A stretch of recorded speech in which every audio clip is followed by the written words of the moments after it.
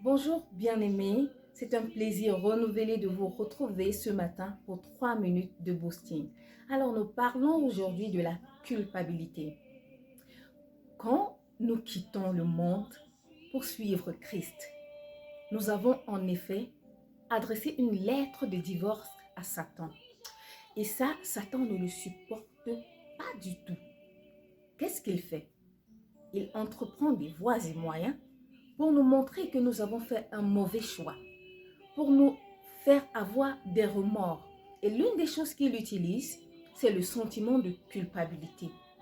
Bien-aimés, je voudrais vous dire quelque chose, un témoignage. Quand j'ai donné ma vie à Christ, je ne cessais de culpabiliser. Je ne cessais de regarder en arrière, de me demander, est-ce que Dieu peut vraiment pardonner cet acte-là?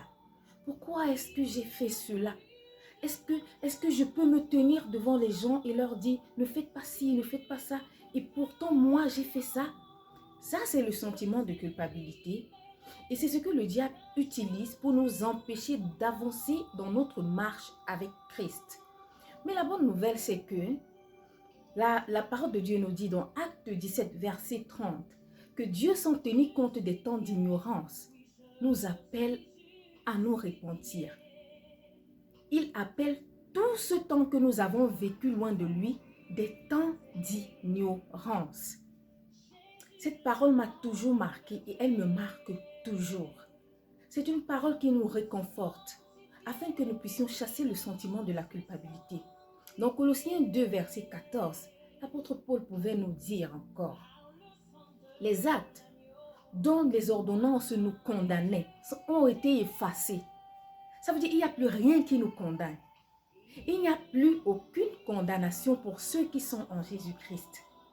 La parole de Dieu peut appeler Satan l'accusateur des frères. Oui, dans Apocalypse 12, la parole de Dieu dit que l'accusateur des frères là, il a été précipité. Alors, il n'y a plus personne pour nous condamner devant Dieu quand nous avons donné notre vie à Christ. C'est une joie de savoir que nous sommes libérés, nous sommes libres.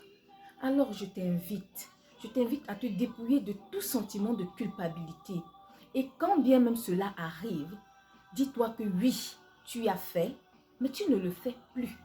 Et c'est comme ça que je réponds à Satan quand il vient me rappeler des choses que j'ai eu à faire dans le passé. Alors je lui dis, j'ai fait, je ne refuse pas, j'ai fait, mais là, je ne fais plus.